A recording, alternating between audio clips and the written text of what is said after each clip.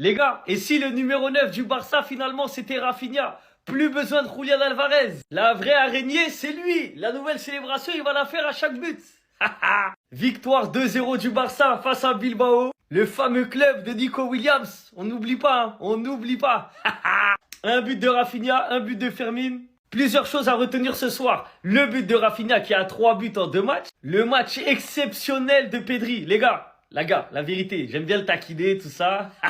Mais ce soir, les passes qu'il a délivrées, les passes clés. Des passes qui auraient pu être des passes décisives. Mais devant, ça a trop vendangé. Mais en fait, la difficulté des passes qu'il a faites, c'était incroyable. C'était du grand Pedri ce soir, on va pas se mentir. Troisième chose, l'entrée en jeu du fils de Busquets, Rodri. Rodri qui a effectué ses premières minutes sous les couleurs du Barça au Camp Nou à domicile devant ses supporters. Le fils de Busquets, le petit Busquets. Il va faire tellement de bien dans le jeu du Barça, les gars. C'est trop. Il y a eu que 2-0, hein, mais il y aurait pu avoir plus. Franchement, le Barça a raté trop d'occasions. Adeyemi, il est rentré, il rate des dingueries à 1 mètre des cages. Lamine Yamal, qui ratait souvent le dernier contrôle alors qu'il pouvait se diriger vers les cages ou qui ratait sa frappe. Franchement, il y aurait pu avoir 4-0 facile. Mais bon, quoi qu'il arrive, le Barça reste premier de la Liga. Grâce à la différence de but, parce que l'autre fois, il y a eu de Manita, à ne pas oublier.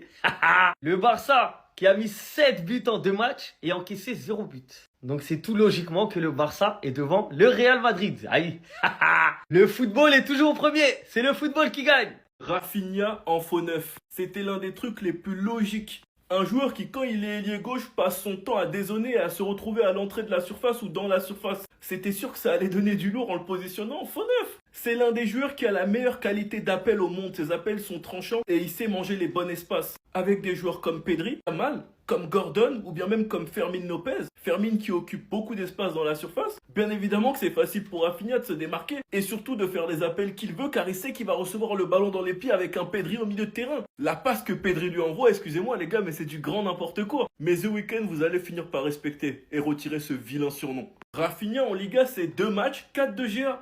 3 buts, 1 passe D. En plus, en étant capitaine, c'est lui qui parle et on l'écoute sur le terrain. C'est lui qui dirige la troupe, qui motive, qui encourage les coéquipiers. Le glow-up de Rafinha est l'une des meilleures choses qui nous est arrivée au Barça sur les dernières années. Et quand je pense au fait que certains voulaient le vendre, j'espère que vos vidéos sur internet, vous les avez supprimées. Parce qu'à la fin de la saison, on fera les comptes. Sinon vous les gars, vous en pensez quoi? Ramenez-vous sur Snap, on s'ennuie. Alors comme ça, on n'a pas de neuf.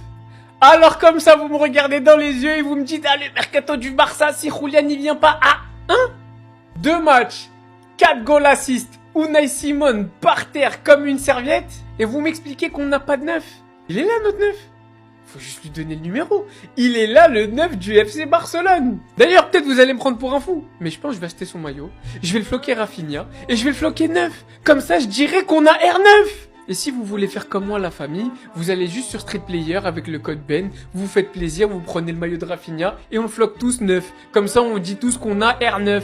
Bon après si vous n'êtes pas des Barcelonais, vous pouvez aller commander sur le site aussi avec le code Ben. Hein. Ça livre partout dans le monde. Non mais revenons 2 petites minutes sur R9. C'est comme ça que je vais l'appeler maintenant. 2 buts, une passe D face à Elche. Aujourd'hui il ouvre le score. Mais est-ce que vous avez vu la qualité de ses appels? Est-ce que vous pouvez me regarder dans les yeux et me dire que dans le monde actuellement, il y a 15-9 qui sont meilleurs que lui. Et je suis sympa quand je dis 15, c'est juste parce que ça fait 2 matchs. Hein. Est-ce que vous pouvez me citer 15 joueurs qui évoluent au poste de numéro 9 meilleurs que Rafinha en Europe et partout dans le monde? Je vous le dis, hein, la réponse est non. C'est un top joueur avec des qualités de malade mental. Et nous, on n'avait rien compris, on voulait le faire jouer 10. Alors que c'est un 9. Il fait des appels de fou.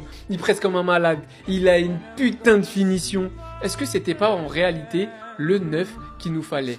Il est capable de jouer faux 9, de dézoner un petit peu pour orienter le jeu à droite, à gauche quand c'est nécessaire, pour la donner à Lamine ou pour la donner à gauche. Il a une putain de finition, ses appels dans le dos des défenseurs, j'en parle même pas parce qu'il faut voir la passe que Pedri lui envoie et l'appel qu'il fait pour recevoir cette passe avant d'aller dribbler Unai Simon. Rafinha, je t'aime, t'as changé ma vie. Très bientôt, je vais vous envoyer une vidéo sur Rafinha, je pense qu'elle va vous choquer. À très vite.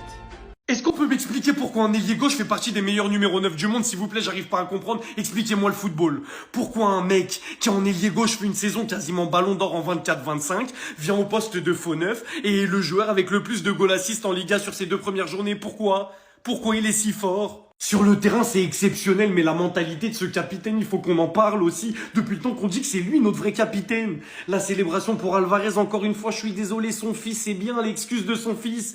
Mais on sait que c'est pour Julian. Contre Elche, premier match de Liga, il a pas attendu, il a mis 2 buts, une passe décisive. Aujourd'hui, il arrive face à Unai Simon, il le met sur les fesses et il marque tranquillement.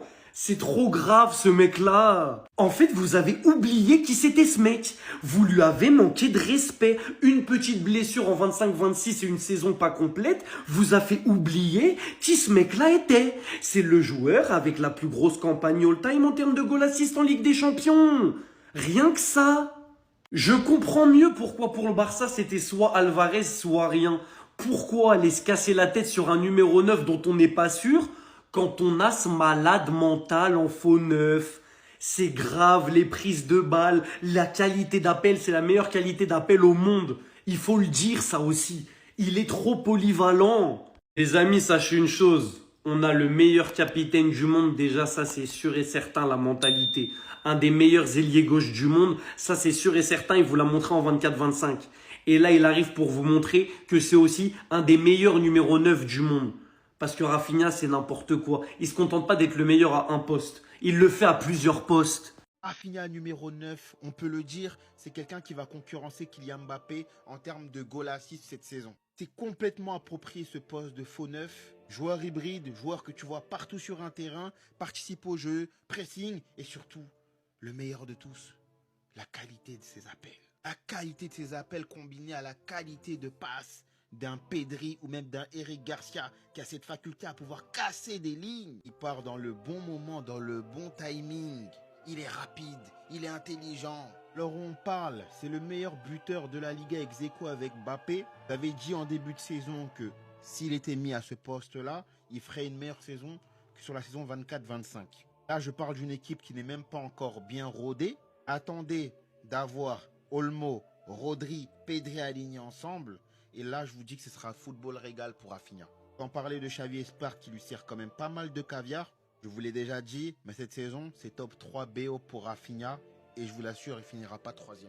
Et il y en a, ils réclamaient son départ. Il y en a, ils voulaient que Rafinha, il parte. Qui c'est qui nous sauve encore une fois ce soir? Qui c'est qui nous fait gagner le match? Le super-héros Rafinha. Non, carrément, maintenant, ça dribble les gardiens, les gars. C'est un vrai numéro 9. Ça dribble les gardiens. Rafinha pour le 1-0. 3 buts en 2 matchs. Il est de retour. Au final, on aura gagné 2-0 ce soir face à l'Atlético Bilbao. On aura vu Rodri rentrer en jeu. On aura vu Adeyemi avec un petit peu de temps de jeu. Mais les gars, je peux pas m'empêcher d'être trop content pour notre capitaine. Rafinha, il y en a, il réclamait son départ. Tout ça parce qu'il a eu un petit peu de blessure après la sale saison qu'il nous a lâché en 2024-2025. Il y en a, tu les entends, c'est pas un grand joueur, c'est pas un joueur de classe mondiale. Il y en a, tu les entends, il va pas faire long feu au Barça. Alors qu'il est déjà en train d'affaler les scores, il a le brassard de capitaine sous le bras et il est déjà en train de pondre des masterclass sur le terrain. Vous allez vous rendre compte cette année du niveau de Rafinha encore une fois. C'est lui le patron de cette équipe et ça va être lui le patron du début jusqu'à la fin. Et dites-vous qu'il n'y a même pas de vrai numéro 9 au Barça titulaire pour le moment. C'est lui qui prend les rênes. On n'a même pas encore Alvarez. Il y a Gordon qui a un petit peu de temps de jeu, mais il n'est pas titulaire. Imaginez si vous lui mettez un vrai 9. La prochaine fois, quand vous voulez comparer vos 10, comparez-les à nos 10 au lieu de les comparer à nos 6. 25 ans qu'ils nous ont pas battus chez nous. Cholololololo. Vous m'avez entendu ou pas? Le joueur le plus sous-coté du monde. Est-ce que vous vous rendez compte que ce joueur, il marque à chaque match? Fermin Lopez, pour le moment, c'est 47 buts, parce qu'il a marqué aujourd'hui, on lui rajoute un but. 28 passes D. Il y a eu 2 matchs, il en est déjà à 3 buts cette saison. Comment tu me l'expliques? Vous parlez toujours des mêmes numéros 10, les joueurs de Première Ligue, de Bundesliga, de Serie A. Mais ce mec, j'en vois pas beaucoup qui en parlent, alors que le niveau qu'il a depuis 2 ans, c'est une boucherie. Il est top 3 des meilleurs numéros 10 du monde et je veux rien savoir. Et vous avez de la chance qu'il a pas fait la Coupe du Monde. Aujourd'hui encore buteur, le match d'avant buteur. Des fois il délivre des caviars, toujours placé au bon moment. À l'aise devant la cage, à l'aise devant le but. Dans les grands moments, il marque. Dans les matchs où on a besoin de lui, il marque. Même quand tu le fais rentrer, il marque des buts.